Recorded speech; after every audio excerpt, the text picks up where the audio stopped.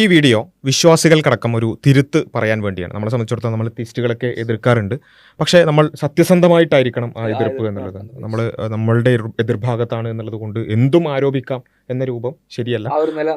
അപ്പോൾ അതുകൊണ്ടാണ് ആ വിഷയത്തിൽ നമ്മളിപ്പോൾ കഴിഞ്ഞ ദിവസങ്ങൾ നമ്മൾ ഡിസ്കസ് ചെയ്തൊരു കാര്യമായിരുന്നു. ആരിഫ് ഹുസൈൻ എന്ന് പറയുന്ന കേരളത്തിലുള്ള ഒരു ഹെയ്റ്റ് ട്യൂബറായ വ്യക്തി ആദ്യമായി ഒരു ഇസ്ലാമിക വിഷയത്തിൽ ധാരണയുള്ള ഒരാളുടെ മുമ്പിൽ വന്ന് പെടുകയും അങ്ങേയറ്റം അയാൾ ഓടിപ്പോകുന്ന ഒരു അവസ്ഥയിലേക്കൊക്കെ എത്തിയ ആ ഒരു ക്ലിപ്പുകളൊക്കെ എല്ലാവരും കണ്ടതാണ്. അത് കാണാത്തവർ ചർച്ച ചെയ്തതാണ്.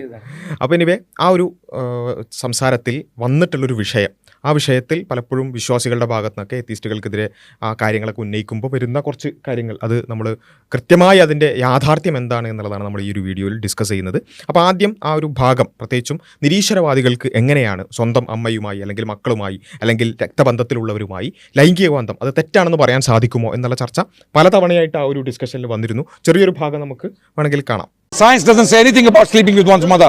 Science has nothing to say with sleeping with one's mother.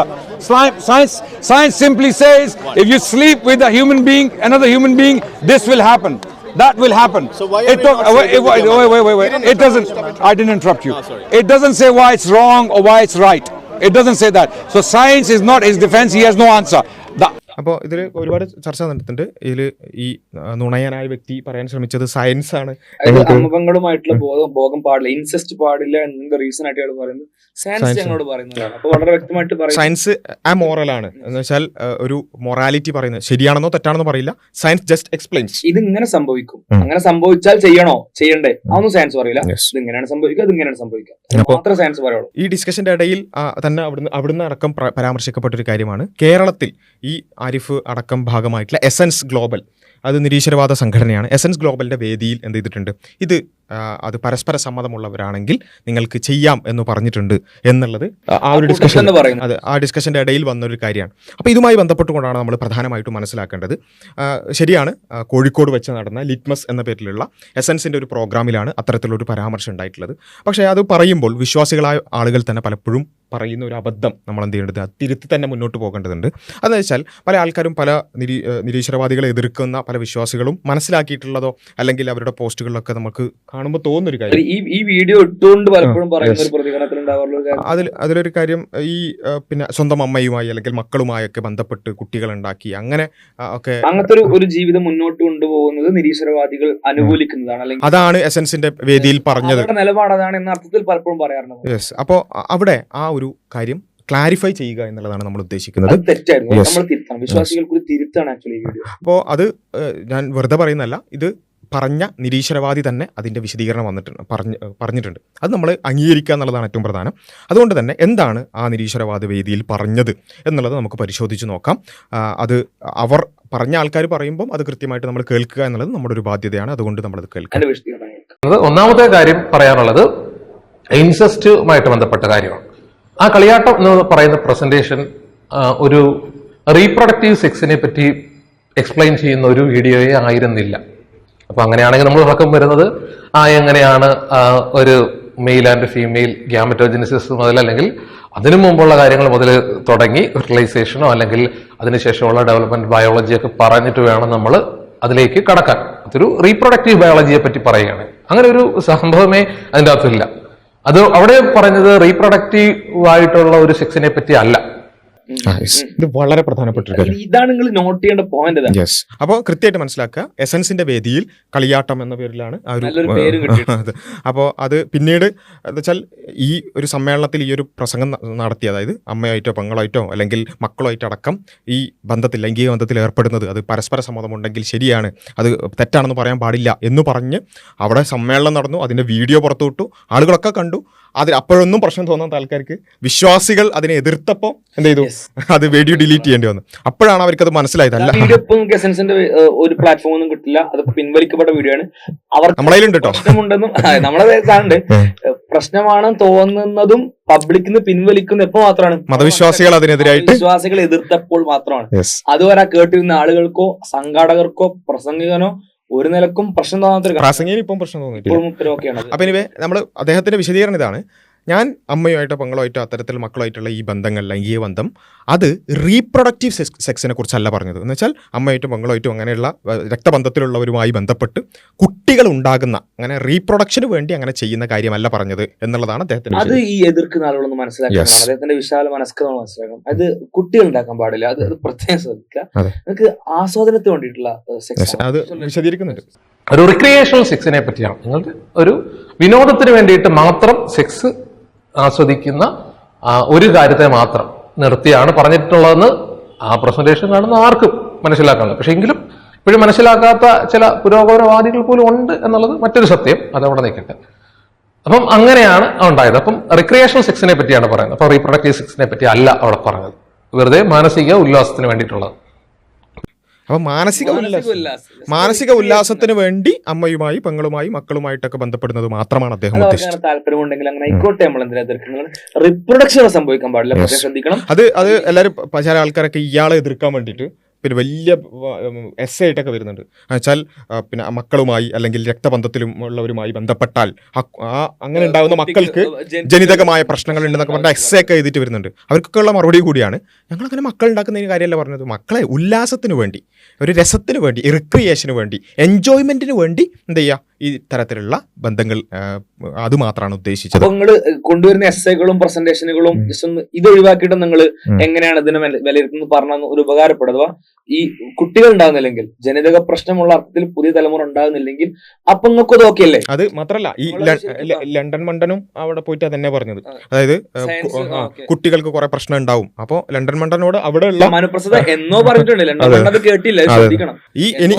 ഇനിയുള്ള എല്ലാവരും ഇത് വിശ്വാസികൾക്ക് മാത്രമുള്ള തിരുത്തല്ല, ഈ പുരോഗമനവാദികൾക്ക് കൂടിയുള്ള തിരുത്താണ്. അത് ഉപരാ സങ്കടത്തോടെ പറയുന്നത്. നിങ്ങളെ ശരിക്കും നിങ്ങൾ എന്താ അദ്ദേഹത്തെ കേൾക്കാത്തതാണ്? എത്ര കാലം ഇത് വിശദീകരിച്ചിരുന്നത് അന്ന് കേൾക്കണ്ടേ? ഉപ്പര് പറഞ്ഞല്ലേ, പുരോഗമനവാദികളായിട്ടുള്ള ചില ആളുകൾക്ക് പോലും മുപ്പരുടെ ഒരു പോയിന്റ് നിങ്ങൾ എന്താ കേൾക്കാത്ത, മനസ്സിലാക്കാതെ? അപ്പൊ മാത്രമല്ല, പുരോഗമനവാദികൾ മാത്രമല്ല വിശ്വാസികളും തിരുത്തുക. ഇനി നിരീശ്വരവാദികളെ മക്കൾ ഉണ്ടാക്കാൻ വേണ്ടി ഇത്തരം രക്തബന്ധത്തിലുള്ളവരുമായിട്ടുള്ള ലൈംഗിക ബന്ധം ചെയ്യുന്നു എന്ന് പറയാൻ പാടില്ല.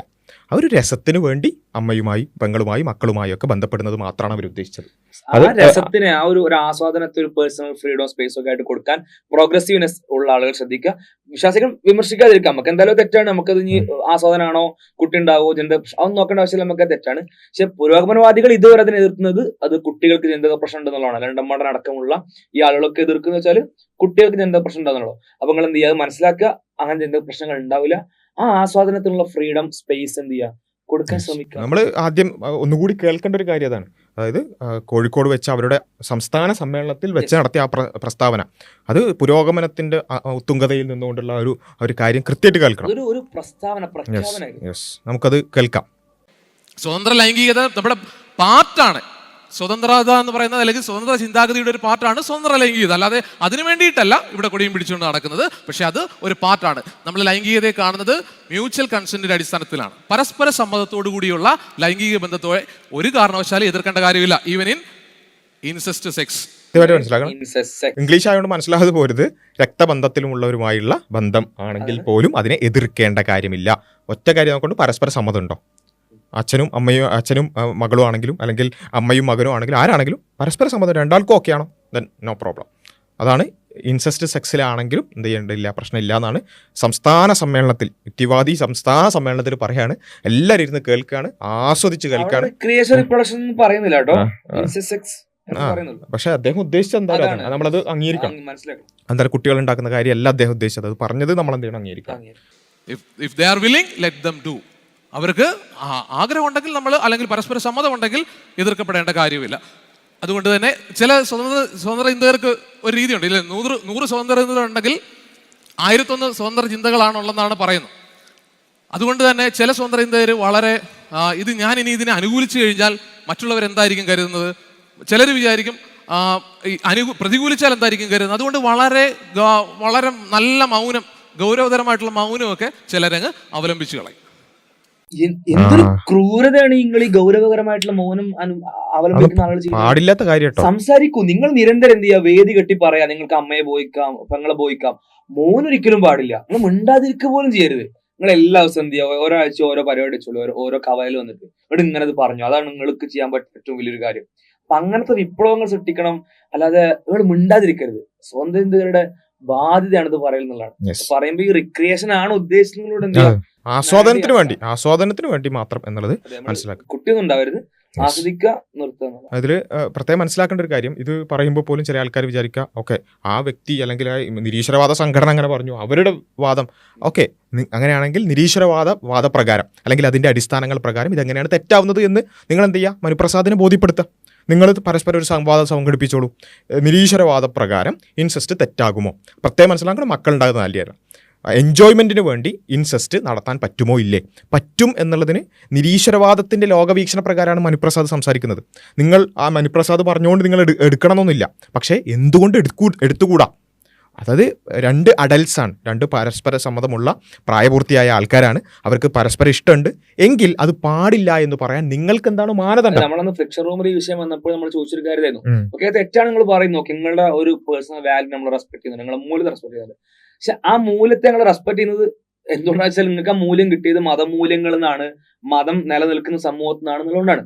അതല്ലാതെ നിങ്ങൾക്ക് സ്വതന്ത്രമായി സ്വതന്ത്ര ചിന്ത എന്ന് പറയുന്ന ആ ഒരു പ്ലാറ്റ്ഫോമിൽ നിന്നിട്ട് നിരീശ്വരവാദം എന്ന് പറയുന്ന ദൈവമില്ല എന്ന് പറയുന്ന ഒരു ആശയം എടുത്തുകൊണ്ട് നിങ്ങൾ ഈ ലോകത്തെ കാണുകയാണെങ്കിൽ, പ്രത്യേകിച്ച് ഈ വിഷയത്തെ കാണുകയാണെങ്കിൽ, നിങ്ങൾക്ക് അത് തെറ്റാണെന്ന് പറയാൻ സ്പെസിഫിക്കലി നിങ്ങളെ ലീഡ് ചെയ്യുന്ന ഗൈഡ് ചെയ്യുന്ന എന്ത് പോയിന്റ് ആണുള്ളത്, എന്ത് ക്രൈറ്റീരിയ ആണുള്ളത്, എന്ത് വെച്ചിട്ടാണ് നിങ്ങൾ തെറ്റാണെന്ന് പറയുന്നത്?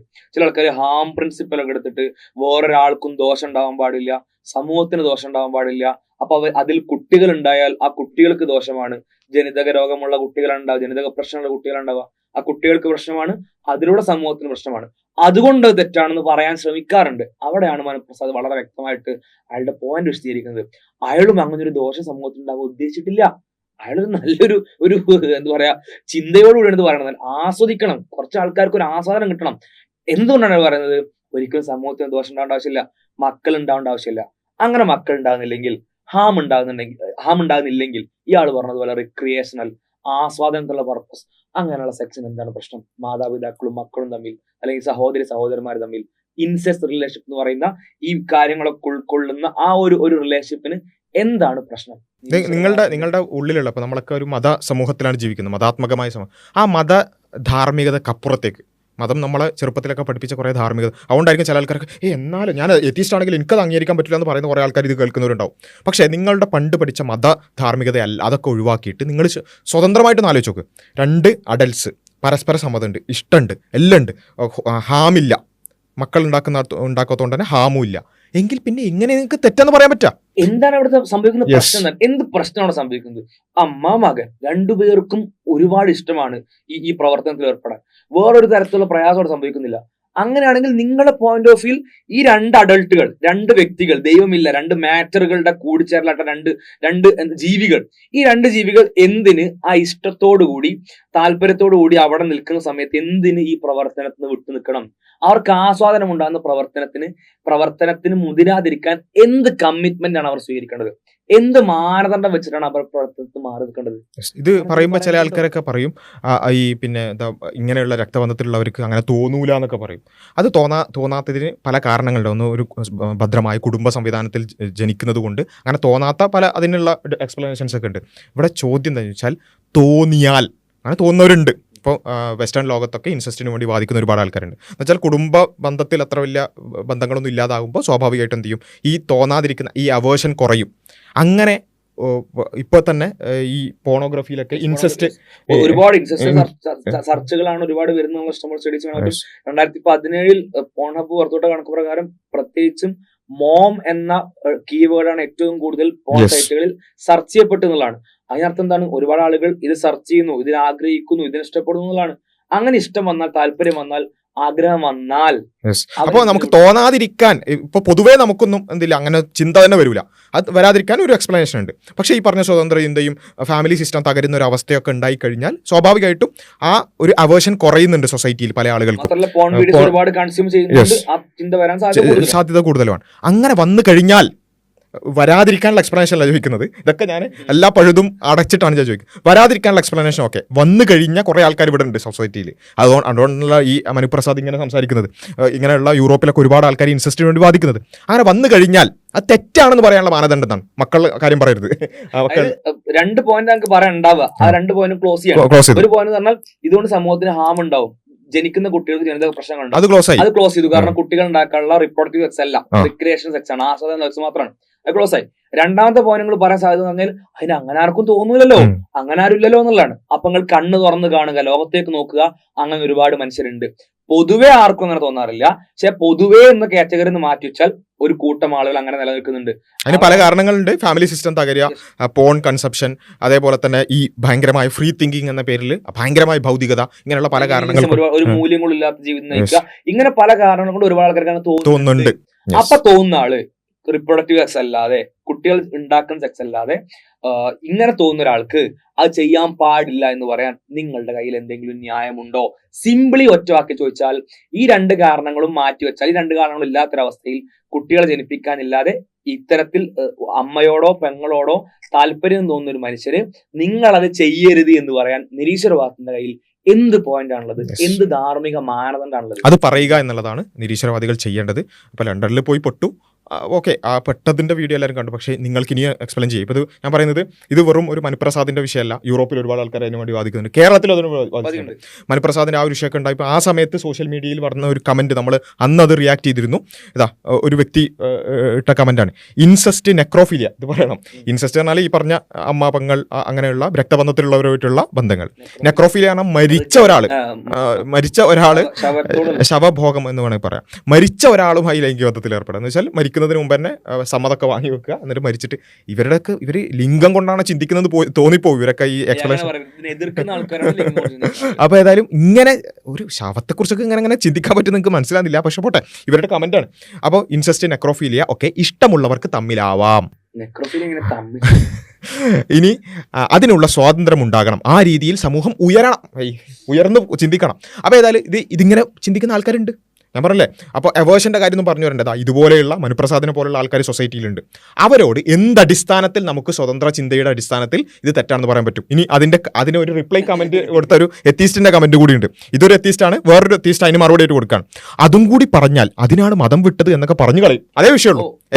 ഞങ്ങൾ മതം വിടാനുള്ള കാരണം ഞങ്ങൾക്ക് നെക്രോഫൈലുകളാണോ, ശവരതി ആഗ്രഹിക്കുന്ന ആളുകളാണോ, അല്ലെങ്കിൽ ഇൻസെസ്റ്റിന് താല്പര്യമുള്ള ആളുകളാണോ എന്നതുകൊണ്ടാണ് ഞങ്ങൾ മതം വിട്ടത് എന്ന ആരോപണം ഞങ്ങൾക്ക് മേൽ വന്നേക്കും. വിശ്വാസികൾ അങ്ങനെയൊക്കെ പ്രചരിപ്പിക്കും, അത് മാത്രമേ പ്രശ്നമുള്ളൂ. അതായത് ഇയാൾ ഈ പറഞ്ഞ ഈ ഇൻസെസ്റ്റ് നെക്രോഫിലൊക്കെ അതൊക്കെ അംഗീകരിക്കുന്ന സൊസൈറ്റി വേണമെന്ന് പറഞ്ഞല്ല പ്രശ്നം. വിശ്വാസികൾ അതുകൊണ്ടാണ് മതം വിട്ടതെന്ന് പറയും, അത് മാത്രമാണ് ഇവർക്ക് പ്രശ്നം. അതൊക്കെ പറയാനും മനസ്സിലാക്കാനും അറിയാത്തവരോട് ഇതൊക്കെ എന്താണ് എന്ന് പറഞ്ഞു തന്നാൽ നമുക്ക് വട്ടാകും, വേറൊരു കാര്യവും ഇല്ല. അതുകൊണ്ട് ഇപ്പൊ പറയണ്ട. ഇത് കാണുമ്പോൾ മൈത്രേന്റെ വീഡിയോയിൽ താഴ്ത്തു വരുന്ന ഒരാള് ഇയാൾ പറയുന്നത് മനസ്സിലാക്കാൻ ഇനിയും ഒരു 100 കൊല്ലം അതേ മൂടാണ്. നിങ്ങൾക്ക് ശവരതി അംഗീകരിക്കാൻ ഇനിയും ഒരുപാട് നിങ്ങൾ ഉയരണം. ഇൻസെസ്റ്റ് അംഗീകരിക്കാൻ ഒരു 400 കൊല്ലം കഴിയണം. 400 ഒരു 40. അങ്ങനെ കുറെ കൊല്ലം കിട്ടണ കൊല്ലം നിങ്ങൾക്ക് വേണ്ട, ആ മനസ്സിലാക്കൽ ഉയരലും നിങ്ങൾക്ക് വേണ്ട. അപ്പോൾ ഏതായാലും ഇതാണ് ഇവരുടെ ഇത് ഞാൻ പറഞ്ഞത്. ഇത് കാണിച്ചത് ഇത് വളരെ റാൻഡം ആയിട്ടുള്ള സോഷ്യൽ മീഡിയയിൽ എത്തീസ്റ്റുകൾക്കിടയിൽ നടന്നൊരു ഡിസ്കഷനാണ്. ഇതൊക്കെ ഇങ്ങനെയുള്ള ആൾക്കാരുണ്ട്, ഇവരോട് എന്തടിസ്ഥാനത്തിൽ നിങ്ങൾ തെറ്റാണെന്ന് പറയും എന്നുള്ളത് വിശദീകരിക്കാൻ നിങ്ങൾക്ക് ബാധ്യതയുണ്ട് എന്നുള്ളതാണ് എത്തീസ്റ്റുകളോട് പറയാനുള്ളത്. വിശ്വാസികളോട് നമ്മൾ നേരത്തെ പറഞ്ഞ തിരുത്ത് ഒന്നുകൂടി പറയാണ്, മക്കളെ ഉണ്ടാക്കാൻ വേണ്ടിയല്ല, മക്കളെ ഉണ്ടാക്കാതെ എൻജോയ്മെൻറ്റിന് വേണ്ടി അമ്മ, മക്കൾ, അതേപോലെ തന്നെ പെങ്ങൾ ഇവരായിട്ടൊക്കെ ലൈംഗിക ബന്ധത്തിൽ ഏർപ്പെടാം എന്നുള്ളതാണ് എത്തീസ്റ്റുകളുടെ വാദം എന്നുള്ളത് വിശ്വാസികളും തിരുത്തി മനസ്സിലാക്കുക. കാര്യങ്ങൾ കൃത്യമായിട്ട് ഓരോരുത്തരുടെയും വാദം എന്താണെന്ന് മനസ്സിലാക്കി അതിന് മാത്രം പിന്നെ ആരോപണങ്ങളോ അല്ലെങ്കിൽ പ്രത്യാരോപണങ്ങളോ സംവാദങ്ങളൊക്കെ നടക്കുക എന്നുള്ളതാണ് ഹെൽത്തി ആയിട്ടുള്ള ഡിബേറ്റ് സംസ്കാരം. അപ്പോൾ അതുകൊണ്ട് ആ കാര്യങ്ങൾ ശ്രദ്ധിക്കുക. കൂടുതൽ കാര്യങ്ങൾ നമുക്ക് ഇനിയും ഡിസ്കസ് ചെയ്യാം, മറ്റു വീഡിയോകളിൽ കാണാം. അസ്സലാമു അലൈക്കും.